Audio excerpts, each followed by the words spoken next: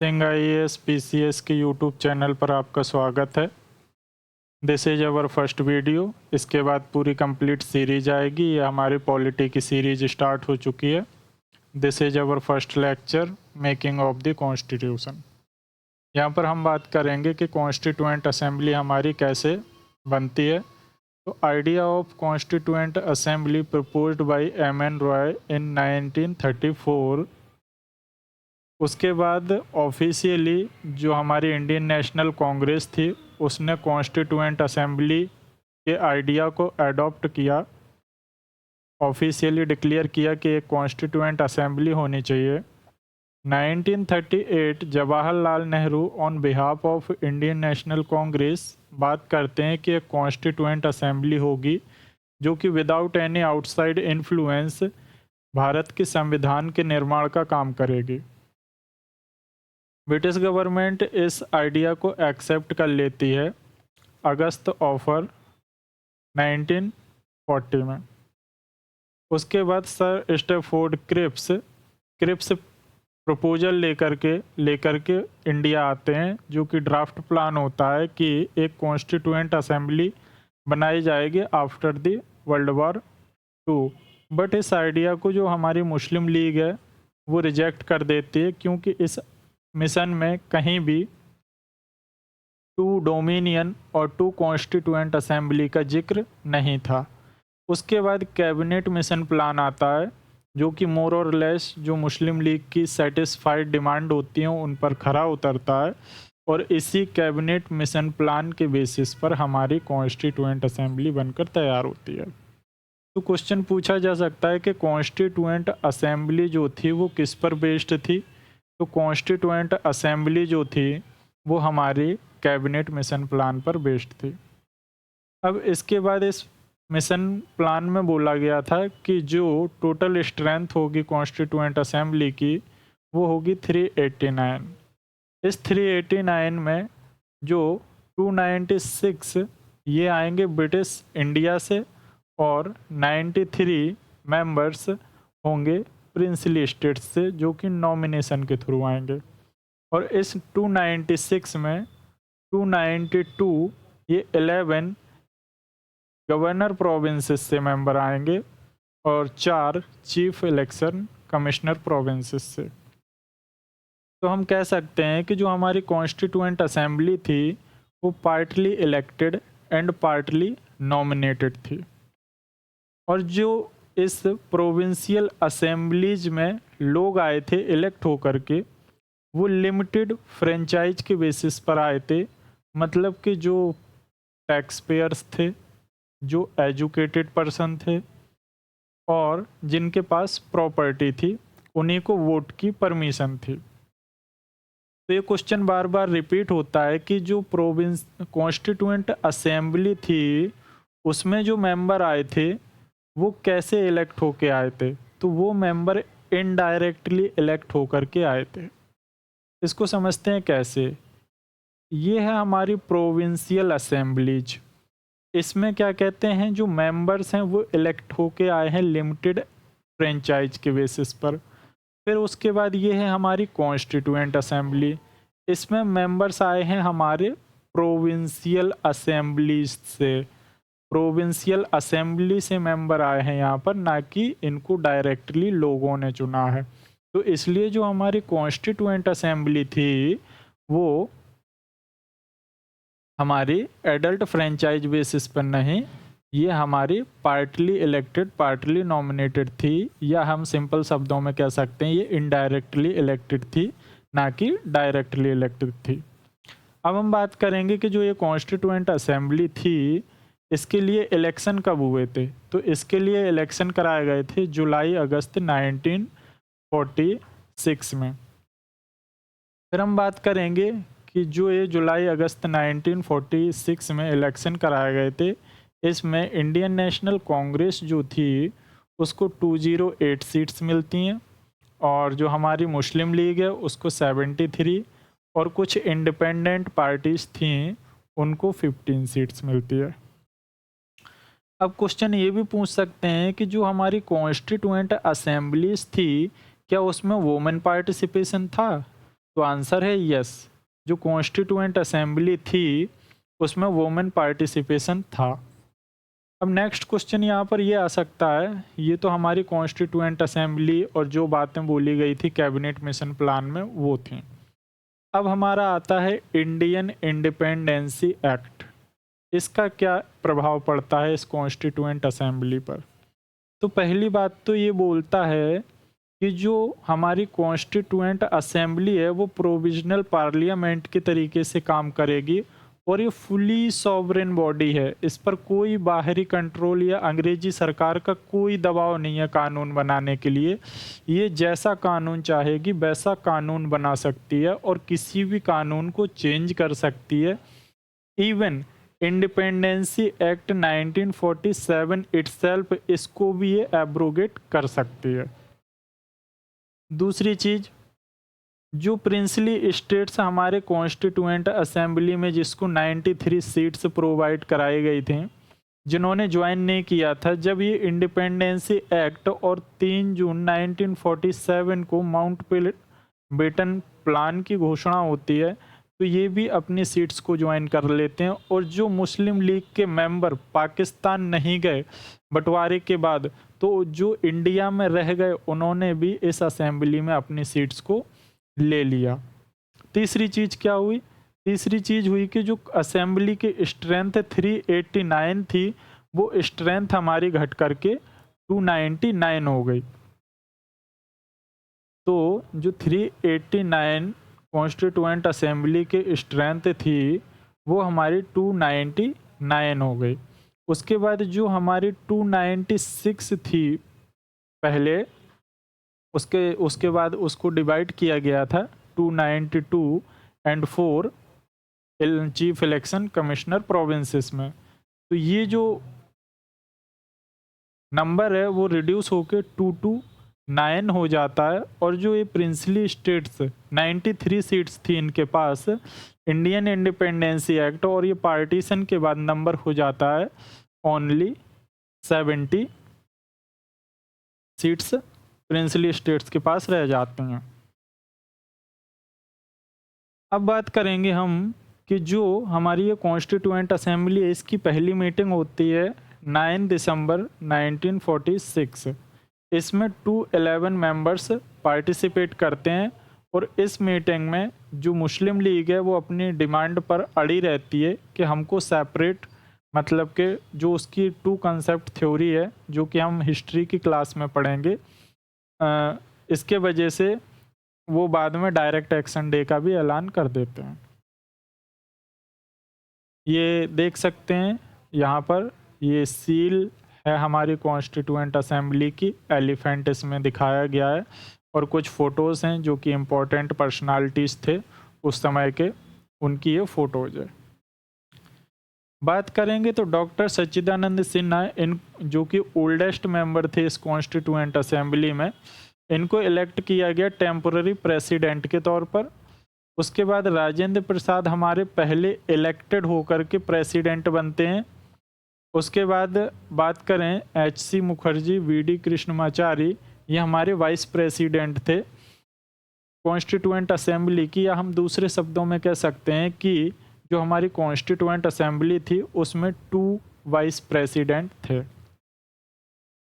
उसके बाद हम बात करेंगे कि जो हमारा जवाहरलाल नेहरू जी ने ऑब्जेक्टिव रेजोल्यूशन, ये ऑब्जेक्टिव रेजोल्यूशन कुछ नहीं है, जो भी हमारी कॉन्स्टिट्यूएंट असेंबली का ऑब्जेक्ट था, गोल था, टारगेट था, उसी को रेजोल्यूशन को मूव कराया गया था इस कॉन्स्टिट्यूएंट असेंबली में। तो ये डेट रिमेंबर करनी है, 13 दिसंबर 1946।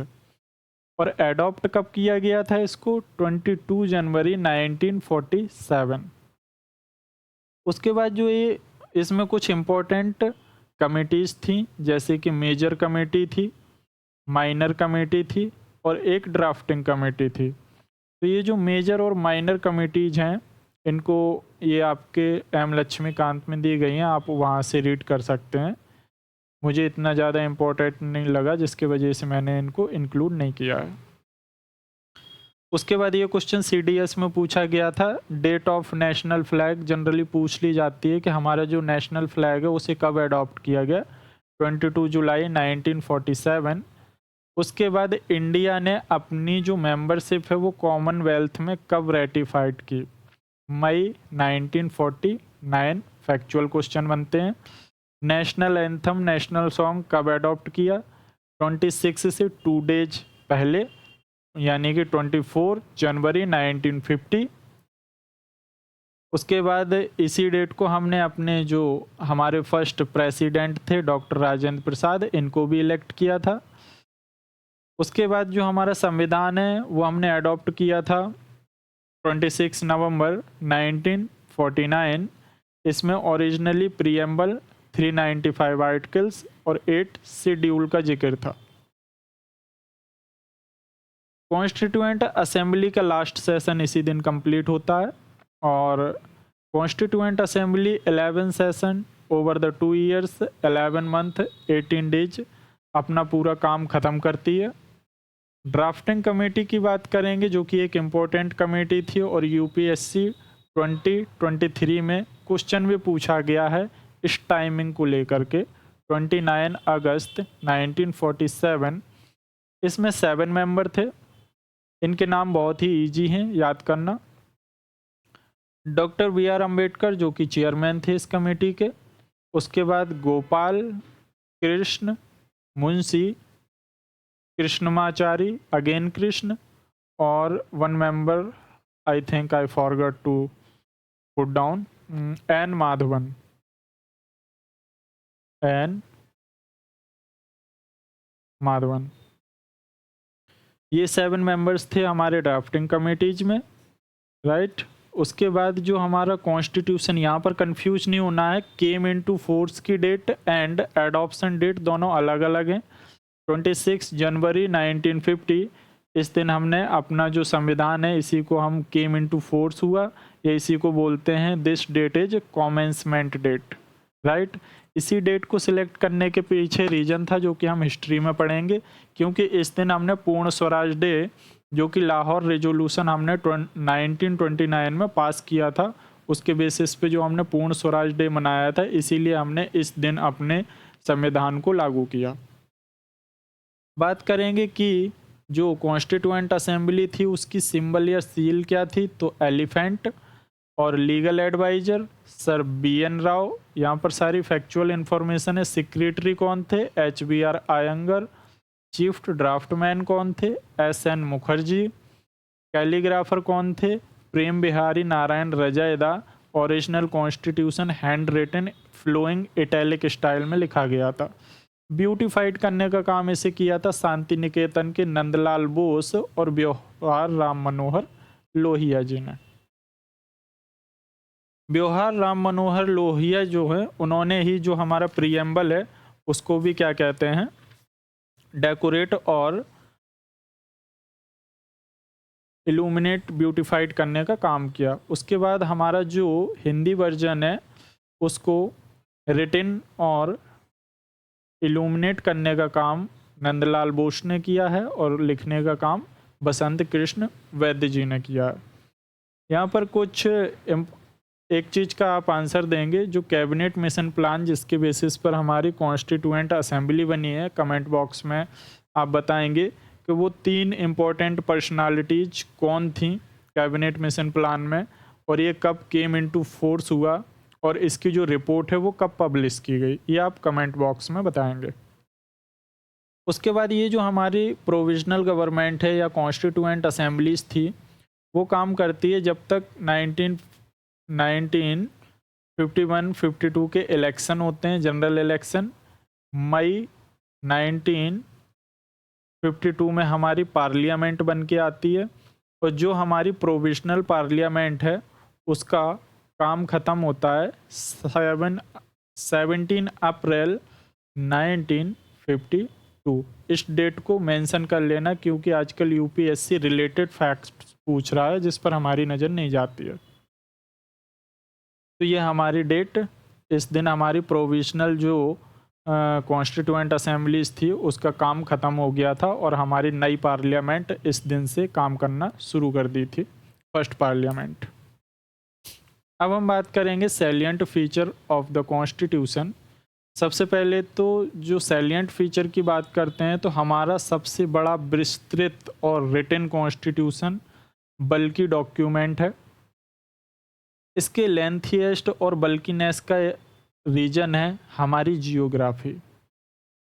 कहीं पर माउंटेन देखने को मिलते हैं, कभी पर हमको प्लेटू देखने को मिलते हैं, कहीं पर हमको दलदली भूमि देखने को मिलती है, north east hilly region, Thar desert, रेगिस्तानी इलाका, राइट, और नमक के पहाड़ like Rann of Kutch. This is the region for bulkiness of the geography and its diversity. हमारे यहाँ कल्चर डिफरेंट हैं, रिलीजियस डिफरेंट हैं, जिसकी वजह से this is the region of bulkiness. Historical factor के इसका जो मोस्ट ऑफ द पार्ट है वो बोरो किया गया है गवर्नमेंट ऑफ इंडिया एक्ट 1935 से, which was also a bulky document. Single constitution है सेंटर और स्टेट के लिए। लीगल ल्यूमिनरीज भरे पड़े थे। हमारी जो कॉन्स्टिट्यूएंट असेंबलीज थी उसमें प्रोफेशनली ज़्यादातर जो लोग थे वो प्रोफेशनली वकील थे, और वकीलों की आप क्या कहते हैं इंटरप्रिटेशन देखते ही होंगे न्यूज़ में या फिर किसी मूवीज़ में कि बहुत ही मतलब किसी बात को बड़ा चढ़ा के इलाबोरेट करके रखना। उसके बाद जो हमारा कॉन्स्टिट्यूशंस है वो गवर्नेंस की डिटेलिंग्स पर भी बात करता है, एडमिनिस्ट्रेटिव प्रोविजंस की भी बात करता है कि ऐसा नहीं हो कि कभी कोई क्योंकि we the people of India हम उसको इलेक्ट करके भेज रहे हैं मेंबर्स को, वो अल्टीमेट पावर ना बन जाए, मतलब कि बाद में तानाशाही ना आ जाए। इसलिए जो हमारा कॉन्स्टिट्यूशन है उसमें गवर्नेंस का प्रिंसिपल और एडमिनिस्ट्रेटिव प्रोविजंस दिए गए हैं।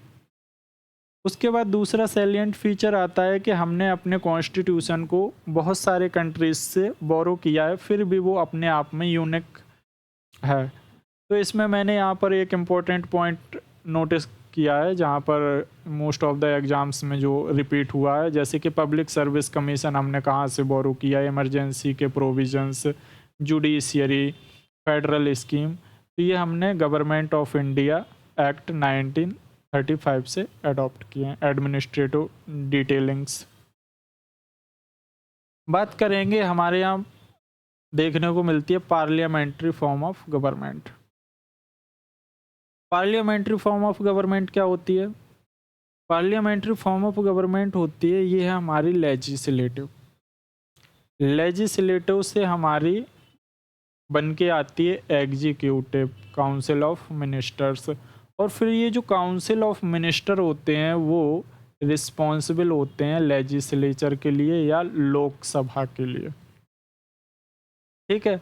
और इन पर मेंटेन रखने के लिए चेक एंड बैलेंस ये होती है हमारी इंडिपेंडेंट जुडिशियरी, जो कि हमने कंसेप्ट अडॉप्ट किया है सुप्रीम कोर्ट का अमेरिका से। अब वहीं दूसरी तरफ हम देखते हैं प्रेसिडेंशियल फॉर्म ऑफ गवर्नमेंट, तो इसमें क्या होता है, इसमें सेपरेशन ऑफ पावर होता है। जबकि जो हमारी पार्लियामेंट्री फॉर्म ऑफ गवर्नमेंट होती है उसमें हम देखते हैं कि यहाँ पर कोऑर्डिनेशन और कोऑपरेशन देखने को मिलता है लेजिस्लेटिव और एग्जीक्यूटिव के बीच में। उसके बाद इसके फीचर होते हैं कि इसमें नॉमिनल हेड और रियल एग्जीक्यूटिव होता है। नॉमिनल मतलब कि हमारे प्रेसिडेंट नॉमिनल हेड होते हैं, और रियल एग्जीक्यूटिव, रियल पावर जो होती है वो प्राइम मिनिस्टर के हाथ में होती है। मेजोरिटी पार्टी रूल, हमारे यहाँ फर्स्ट पोस्ट पास्ट सिस्टम है, मतलब कि जो पार्टी सबसे ज़्यादा इलेक्शन में वोट लेके आएगी 50% +1, या फिर जिसके सबसे ज़्यादा वोट होंगे उसकी पार्टी होगी। लीडर्स जो होगा वो मतलब कि prime minister, chief minister ruling party से होगा, ठीक है। और जो मिनिस्टर्स होंगे वो लेजिस्लेचर के लिए अकाउंटेबल होंगे, मेंबर होंगे उसके। और अगर नो कॉन्फिडेंस पास हो जाता है, अगर मेजोरिटी नहीं है, नो कॉन्फिडेंस मोशन को पास कर दिया जाता है लोकसभा में, तो हमारी जो असेंबली है वो डिजॉल्व हो जाएगी। अब बात करेंगे, और या फिर हर 5 साल के बाद जो है लोकसभा वो ऑटोमेटिकली डिजॉल्व हो जाती है। अब बात करेंगे parliamentary sovereignty and judicial supremacy. Parliamentary sovereignty की अगर हम बात करें तो पार्लियामेंट हमारी सुप्रीम पावर है, वो चाहे किसी भी कानून को बना सकती है, किसी भी कानून में संशोधन कर सकती है। ये पार्लियामेंट की सॉवरेन पावर है, सुप्रीम पावर है। बट जुडिशियल सुप्रीमेसी, जुडिशियरी लोगों के फंडामेंटल राइट्स को इंश्योर करने के लिए बेसिक स्ट्रक्चर को और पार्लियामेंट मतलब अपने आप में एक तानाशाही के तरीके से वर्क ना करे, तो उस पर रोक लगाने के लिए जुडिशियरी को सुप्रीम रखा गया है। और जुडिशियरी अपना supreme court 32 and high court article 226 के मुताबिक इनको जुडिशियल रिव्यू की पावर दी जाती है, जिसके मुताबिक ये किसी भी पार्लियामेंट के द्वारा बनाए गए कानून को जो कि वायोलेट कर रहा हो बेसिक स्ट्रक्चर को, उसे नल एंड वॉइड अनकॉन्स्टिट्यूशनल घोषित कर सकते हैं। अब समझेंगे जो हमारा कॉन्स्टिट्यूशन है वो ब्लेंड मिक्सचर है, रिजिड एंड फ्लेक्सिबल। मतलब जो हमारा मोस्ट ऑफ द कॉन्स्टिट्यूशंस है वो सिंपल मेजोरिटी से चेंज किया जा सकता है। वहीं दूसरी तरफ बेसिक स्ट्रक्चर की बात करें या वो जो फेडरल कैरेक्टर है हमारे कॉन्स्टिट्यूशन का, उसको चेंज करने के लिए हमको स्पेशल मेजोरिटी की ज़रूरत पड़ती है। अब ये डिफरेंट काइंड ऑफ मेजोरिटी जो है वो हम आगे आने वाले लेक्चर्स में डिस्कस करेंगे। Federal system with unitary bias. Federal system की अगर हम बात करें तो जैसे कि हम यूएसए में देखते हैं कि ये हमारे स्टेट्स हैं, ये आपस में आए और इन्होंने यूनियन को फॉर्म किया, यूनाइटेड हो गए, इसलिए हम बोलते हैं यूनाइटेड स्टेट ऑफ अमेरिका। उसमें क्या हुए, स्टेट जो हैं वो यूनाइटेड हो गए, और इसीलिए हम यूएसए को बोलते हैं इंडिस्ट्रक्टिबल यूनियन और indestructible state, indestructible state. But जो हमारा इंडिया है, इंडिया में हम क्या देखते हैं, यूनियन ऑफ द स्टेट। मतलब स्टेट को कोई भी राइट नहीं है, क्योंकि हम किसी कॉन्ट्रैक्ट के थ्रू नहीं कि ये हमारे जो ब्रिटिश इंडिया प्रोविंसेस थी, ये प्रिंसली स्टेट्स थे और इन्होंने आपस में साझेदारी की, हम यूनाइट हो, नहीं। This is union of state, मतलब स्टेट को कोई राइट्स नहीं है यूनियन के बाहर जाने का, इसीलिए हम हमारे सिस्टम को बोलते हैं indestructible union, destructible state. State जो है वो डिस्ट्रक्ट किया जा सकता है, न्यू स्टेट्स को हम ऐड कर सकते हैं, फॉरेन टेरिटरी एक्वायर कर सकते हैं, और किसी भी स्टेट्स की जो बाउंड्री है उसे हम चेंज कर सकते हैं। This is the concept of federal system. एक बार इसको देख लेते हैं। Federal system, two government, division of power, ठीक है, supremacy of the constitution, rigidity of constitution, independency judiciary, bicameralism. Non federal feature की बात करेंगे तो हमारा strong centre, single constitution, single citizenship, flexibility of constitution, integrated judiciary, appointment of state governor by centre, all India services और emergency के provisions. Integrated and independency judiciary की बात करेंगे तो इंटीग्रेटेड से मतलब है हमारा कि हमारा जो जुडिशियल सिस्टम है वो दोनों ही लॉ को इन्फोर्स कराने का काम करता है, union law and state law. But वहीं हम अगर यूएसए में देखें, ये जहाँ पर हमको सेपरेशन, पावर ऑफ सेपरेशन देखने को मिलता है, वहाँ पर जो फेडरल कोर्ट होता है वो एग्जीक्यूट करते हैं फेडरल लॉ को, और जो स्टेट कोर्ट होते हैं वो फॉलो करते हैं स्टेट लॉ को। बट हमारा जो सिस्टम है वो इंटीग्रेटेड है, जिसमें सुप्रीम कोर्ट टॉप पर है और स्टेट में हाई कोर्ट टॉप पर है, और बाकी इनके नीचे जो हायरार्की होती है district court, subordinate courts and. अब बात करेंगे इसकी इंडिपेंडेंसी की। इतनी इम्पोर्टेंट बॉडी है तो इसकी इंडिपेंडेंसी को इंश्योर करना ज़रूरी है। तो जब हम सुप्रीम कोर्ट के जज के ऊपर चर्चा करेंगे तो उसके टेन्योर को सिक्योरिटी प्रोवाइड की गई है, अलाउंस को सिक्योरिटी प्रोवाइड की गई है, और जो उसकी सैलरी है वो चार्ज होगी कंसोलिडेटेड फंड ऑफ इंडिया से, ठीक है। उसको पार्लियामेंट में किसी वोटिंग्स के लिए नहीं भेजा जाता।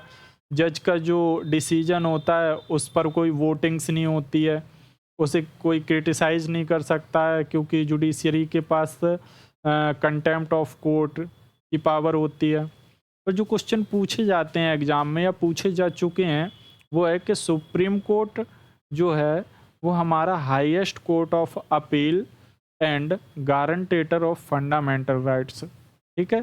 तो क्वेश्चन आ जाता है कि गार्जियन ऑफ द कॉन्स्टिट्यूशन, तो सुप्रीम कोर्ट। बात करेंगे फंडामेंटल राइट्स के बारे में। तो फंडामेंटल राइट्स जो हैं उनको इंसरेंड किया गया था our constitution promoting the idea of political democracy. ये थोड़ा सा पढ़ लेते हैं क्योंकि डायरेक्टली क्वेश्चन पूछ लिया जाता है कि आर्टिकल 14 से 18 right to equality, 1922 right to freedom, ये very most important, right against exploitation 23-24, freedom of religion 25 to 28, cultural and educational right 29-30 and constitutional remedies article 32। अगर आपका फंडामेंटल राइट वायोलेट होता है तो आप सीधे सुप्रीम कोर्ट जा सकते हैं। इसका मतलब ये है कि बाय वे ऑफ अपील जाने की कोई ज़रूरत नहीं है। अगर आपका इनमें से कोई भी फंडामेंटल राइट्स वायोलेट होता है तो आप सीधे ही सुप्रीम कोर्ट जा सकते हैं इनको इन्फोर्स कराने के लिए। फंडामेंटल राइट जो होते हैं वो हमारे जस्टिसिएबल होते हैं, ठीक है। इनको हम कोर्ट्स के द्वारा लागू करा सकते हैं, इन्फोर्स करा सकते हैं। इम्पोर्टेंट क्वेश्चन जो पूछा जा सकता है, पार्लियामेंट के पास पावर है, वो चाहे तो इन फंडामेंटल राइट्स को हटा सकती है। कॉन्स्टिट्यूशन फंडामेंटल राइट्स फ्यूचर में रहेंगे इनकी गारंटी नहीं देता है। जो पार्लियामेंट है वो अमेंडमेंट के थ्रू इनको रिमूव कर सकती है। बात करेंगे डीपीएसपी के बारे में। Director principle are meant promoting the idea of socio economic democracy, welfare state के कंसेप्ट को फॉलो करने के लिए हमने इस डीपीएसपी के आइडिया को इंसरेंड किया कॉन्स्टिट्यूशन में, ठीक है। इसका मतलब ये नहीं है कि अगर हमारा डीपीएसपी वायोलेट होता है तो हम क्या कहते हैं सुप्रीम कोर्ट जा सकते हैं। DPSP is non justiciable character. अगर ये वायोलेट होता है तो आप इनको इन्फोर्स कराने के लिए कॉन्स्टिट्यूशन इन्फोर्स कराने के लिए सुप्रीम कोर्ट नहीं जा सकते हैं। It is the duty of state की ये ड्यूटी है कि वो अप्लाई करे इन प्रिंसिपल्स को making the law process, law बनाने में। मिनरेवा मिल केस 1980, मिनरेवा मिल केस 1980 में सुप्रीम कोर्ट ने बोला bedrock of balance between the fundamental right और डीपीएसपी, हमें इन दोनों के बीच में बैलेंस बनाने की ज़रूरत है। फंडामेंटल ड्यूटीज की बात करेंगे तो ओरिजिनल कॉन्स्टिट्यूशन में फंडामेंटल ड्यूटीज के बारे में कुछ भी नहीं लिखा था। इनको ऐड किया गया है 42nd कॉन्स्टिट्यूशनल अमेंडमेंट एक्ट 1976 के थ्रू स्वर्ण सिंह कमेटी की रिकमेंडेशन के बेसिस पे। 75-77 में जो इमरजेंसी चल रही थी उस टाइम इन फंडामेंटल ड्यूटीज को ऐड किया गया। बोला गया कि फंडामेंटल राइट्स दिए गए हैं सिटीजन्स को तो उनकी कुछ ड्यूटीज भी बनती हैं। उसके बाद 86 कॉन्स्टिट्यूशनल अमेंडमेंट एक्ट 2002 एक ड्यूटी और ऐड की गई वो है पेरेंट्स जो है वो इंश्योर करेंगे education 6 to 14 years of children. ये हमारे पार्ट 4A इंसरेंड किया गया कॉन्स्टिट्यूशन में, और आर्टिकल 51A जो कि स्पेसिफाई करता है 11 फंडामेंटल ड्यूटीज की। अब बात करेंगे ये फंडामेंटल ड्यूटीज कौन कौन है। तो टू रिस्पेक्ट, किस चीज़ की रिस्पेक्ट करनी है? नेशनल फ्लैग की, नेशनल एंथम की। To protect sovereignty, unity, integrity of the country. To promote, promote क्या करना है? Brotherhood among all the people. Preserve क्या करना है? Rich heritage composite culture. बात करेंगे सेकुलरिज्म क्या होता है। तो हम बात करें कि जैसे इस्लामिक स्टेट ऑफ, जो हम बोलते हैं कि जो अरब्स हैं वो इस्लामिक कंट्रीज हैं, बट हम क्या हैं? वी, जो हम दैट इज भारत, ठीक है, रिपब्लिक हैं हम। जो हम लिखते हैं गूगल में टाइप कीजिएगा, we the people of India republican state, ठीक है। लेकिन जो पाकिस्तान है वो हमारा इस्लामिक रिपब्लिकन स्टेट है, इस्लामिक स्टेट ऑफ पाकिस्तान, ठीक है। तो हम किसी भी पर्टिकुलर रिलीजन को फेवर नहीं करते हैं, हम क्या हैं? सेकुलर हैं, रिपब्लिकन। ये कंसेप्ट जो है वो हमारा ओरिजिनल कॉन्स्टिट्यूशन में नहीं था। 42nd कॉन्स्टिट्यूशनल अमेंडमेंट एक्ट 1976 के थ्रू इसको ऐड किया गया है। और हमारा जो कंसेप्ट है वो पॉजिटिव कंसेप्ट माना जाता है, बिकॉज जो वेस्टर्न कंसेप्ट है सेकुलरिज्म, उसमें क्या होता है कि जो स्टेट होता है वो बिल्कुल भी इंटरफेयर नहीं करता है रिलीजन में, वहाँ पर सेपरेशन ऑफ पावर। बट हमारा जो सेकुलरिज्म का कंसेप्ट है उसमें स्टेट जो है वो प्रमोट करता है सभी रिलीजन को, इक्वली रिस्पेक्ट करता है और इक्वली उनको प्रोटेक्ट करता है और प्रमोट करता है। इसलिए जो हमारा कंसेप्ट है सेकुलरिज्म का वो पॉजिटिव कंसेप्ट बोला जाता है। Universal adult franchise, universal adult franchise, तो ये बात होती है वोटिंग। वोटिंग क्या है? वोटिंग हमारा फंडामेंटल राइट है, आर्टिकल 326, ठीक है। वोटिंग क्या है हमारा? वोटिंग हमारा एक लीगल राइट है और कॉन्स्टिट्यूशनल राइट है, आर्टिकल 326 में दिया गया है। फंडामेंटल नहीं, लीगल राइट है, कॉन्स्टिट्यूशनल राइट है, आर्टिकल 326 में मेंशन है, इसलिए कॉन्स्टिट्यूशनल राइट है। इसमें लिखा है कि वो एवरी सिटीजन जो कि 18 साल का हो गया है, पहले ये एज थी 21 साल, ठीक है, वो व्यक्ति जो 18 साल का है वो वोट कर सकता है। कहाँ? लोकसभा के इलेक्शन में और लेजिस्लेटिव असेंबली के इलेक्शन में। पहले ये एज 21 साल हुआ करती थी, लेकिन 61 कॉन्स्टिट्यूशनल अमेंडमेंट एक्ट 1988, इसको याद रखिएगा, क्रोनोलॉजी मैच कराने में दे देते हैं, 18 ईयर इसको कर दिया गया। उसके बाद करेंगे सिटीजनशिप की बात। तो हमारा इंडियन कॉन्स्टिट्यूशन जो है वो ओनली वन सिटीजनशिप की बात करता है, लेकिन वहीं अगर हम यूएसए में बात करें तो एक तो उनके पास फेडरल मतलब कि यूनियन की सिटीजनशिप होती है और दूसरी स्टेट की सिटीजनशिप होती है, बट हमारे यहाँ सिंगल सिटीजनशिप प्रोवाइड कराई जाती है। Independent body, election commission. Election commission का काम होता है, अब इतना सारा वर्कलोड है तो उसके लिए कुछ बॉडीज होनी इम्पोर्टेंट ज़रूरी हैं, वही है ये हमारी इंडिपेंडेंट। अब इनकी पार्शियलिटी और इनके कैरेक्टर पर कोई बात ना आए, इसलिए इनकी जो इंडिपेंडेंसी है वो इंश्योर करनी भी ज़रूरी होती है। जैसे कि इलेक्शन कमीशन आता है, उसमें इसका काम है फ्री एंड फेयर इलेक्शन कराना पार्लियामेंट के और स्टेट लेजिस्लेचर के, ऑफिस ऑफ द प्रेसिडेंट और वाइस प्रेसिडेंट।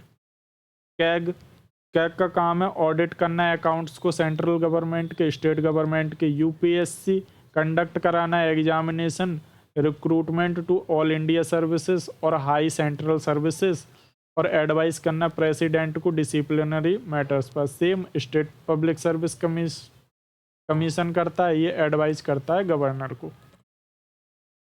इंडिपेंडेंसी इंश्योर कैसे की जाएगी भाई, इनकी जो कोई भी प्रिविलेज है, इनको जो सैलरी एमोलूमेंट जो मिलने वाला है वो क्या कहते हैं, चार्ज होता है कंसोलिडेट फंड ऑफ इंडिया से, इनको सैलरी जाती है। और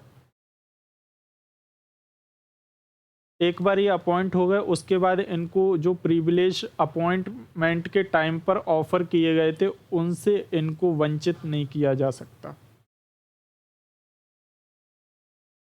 3 टियर गवर्नमेंट की बात करें या लोकल गवर्नमेंट की बात करें तो ये ओरिजिनल कॉन्स्टिट्यूशन में नहीं था सैलिएंट फीचर। इसे 73rd अमेंडमेंट एक्ट 1992 के द्वारा कॉन्स्टिट्यूशनल रिकॉग्निशन प्रोवाइड की गई है।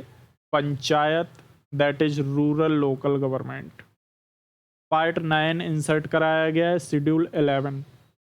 74th अमेंडमेंट बात करता है म्यूनसिपालिटीज की, अर्बन लोकल गवर्नमेंट की, और ये बात करते हैं दोनों के दोनों पावर ऑफ डिसेंट्रलाइजेशन, मतलब के पावर ट्रांसफ़र कर देना ताकि जो स्मॉल यूनिट है और मतलब कि जो छोटी से छोटी यूनिट है वो अपने डिसीजन ले सके, विदाउट इंडिपेंडेंट डिसीजन ले सकें।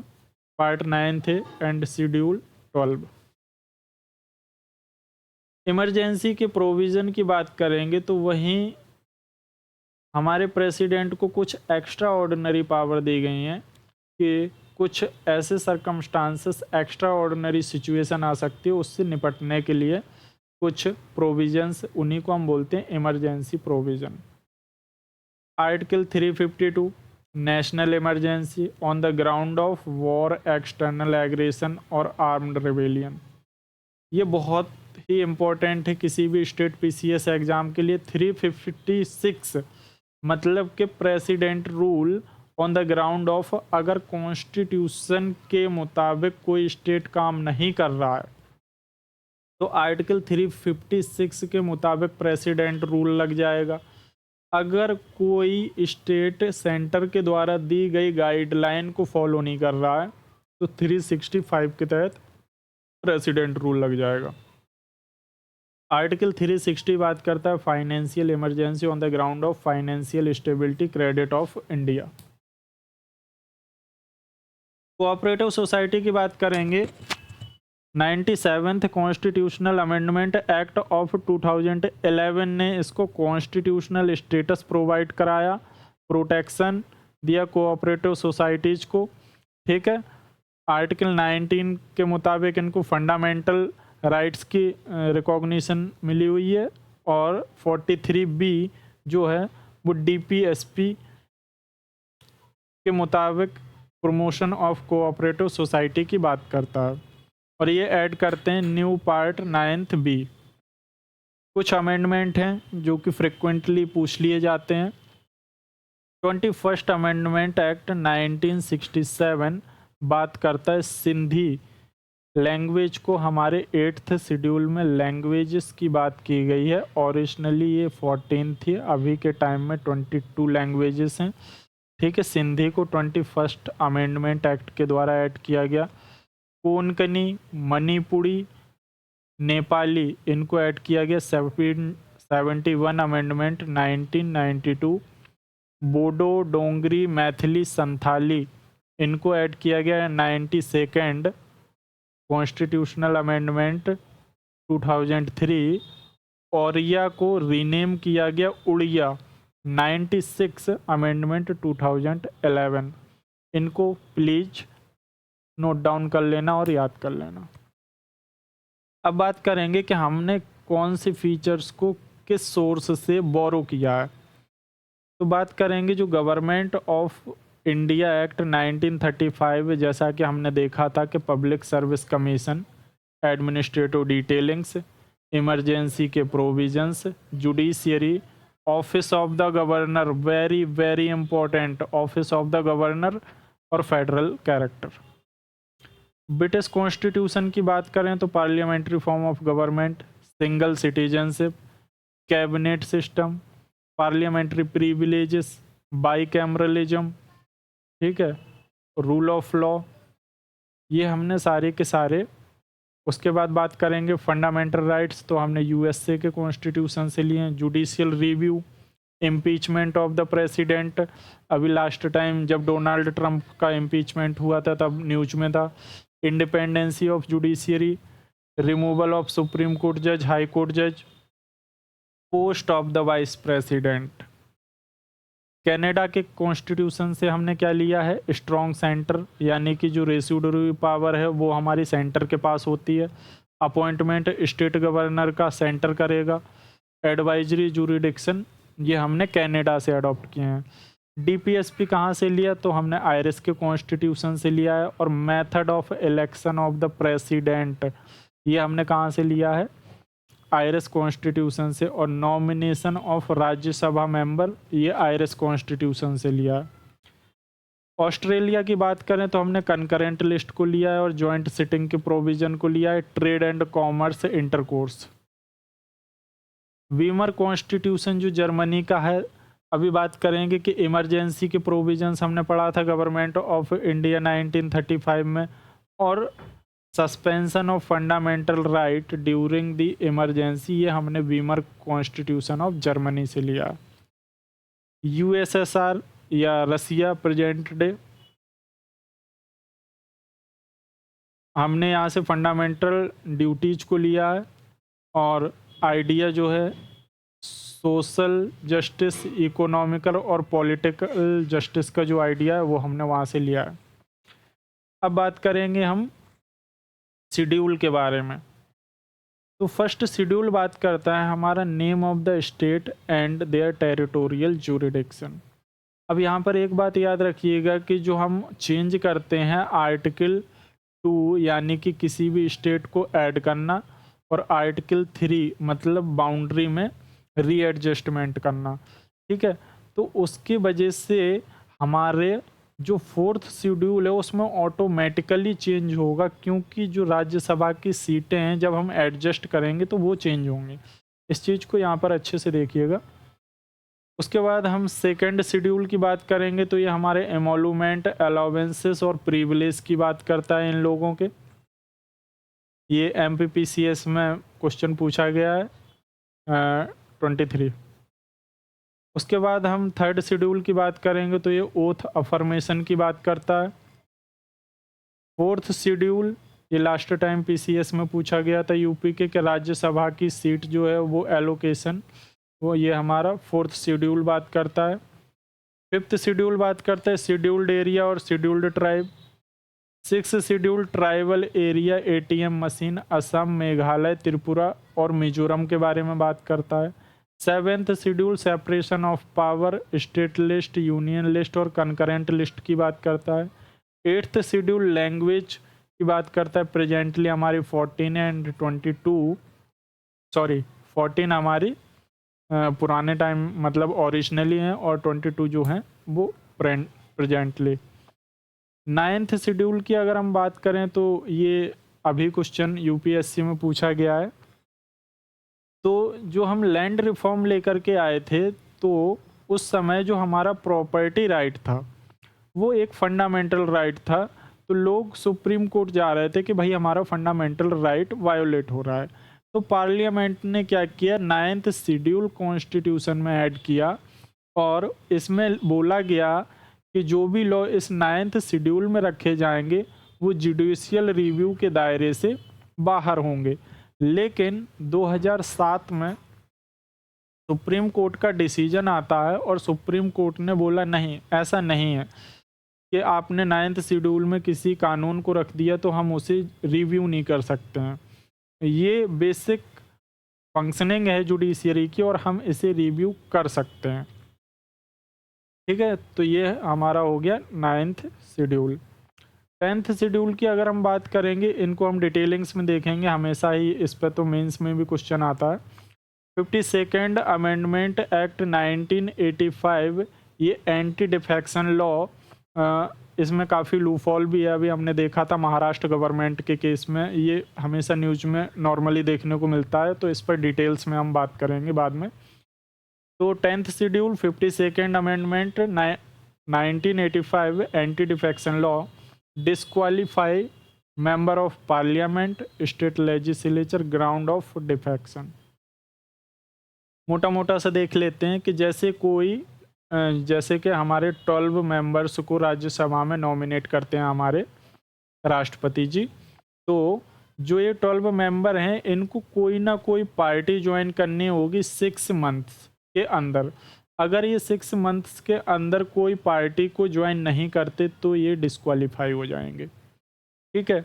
और उसके बाद अगर कोई पर्सन मतलब किसी पार्टी से वो खड़ा हुआ और वो इलेक्शन जीत गया और उसके बाद उस पार्टी के गाइडलाइंस को नहीं फॉलो कर रहा है या कोई दूसरी पार्टी में जा कर के वो जुड़ता है, तो वो एमपी या एमएलए क्या हो जाएगा, डिस्क्वालीफाई हो जाएगा।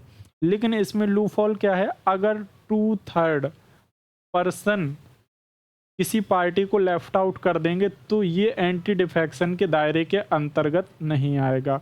उसके बाद डिफेक्शन का जो क्वेश्चन है वो तय करने का काम है हमारा स्पीकर के पास,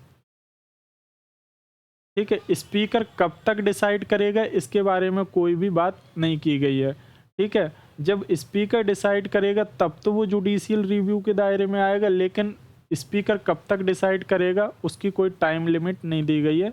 तो ये लूफॉल्स हैं इस 10th शेड्यूल और एंटी डिफेक्शन लॉ में। बात करेंगे 11th शेड्यूल की, तो 11th शेड्यूल बात करता है हमारा अथॉरिटी, रिस्पॉन्सिबिलिटी और पंचायत की, जो कि ऐड किए गए 73rd अमेंडमेंट 1992 से।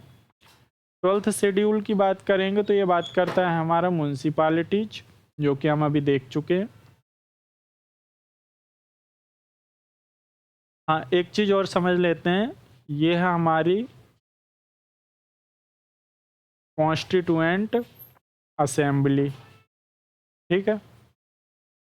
ये है हमारा ऑब्जेक्टिव, ठीक है। फिर इससे हमने बनाया कॉन्स्टिट्यूशन, ठीक है। फिर कॉन्स्टिट्यूशन जब बन गया उसके बाद हमारा ऐड किया जाता है प्रीएम्बल, ठीक है। इसीलिए हम प्रीएम्बल को identity card of the constitution बोलते हैं, ठीक है, identity card of the constitution. और जो हमारा बेरूबरी केस हुआ था 1960 आई थिंक, बेरूबरी केस जो था उसमें जो हमारा सुप्रीम कोर्ट है उसने बोला था कि जो प्रीएम्बल है वो हमारा कॉन्स्टिट्यूशन का पार्ट नहीं है।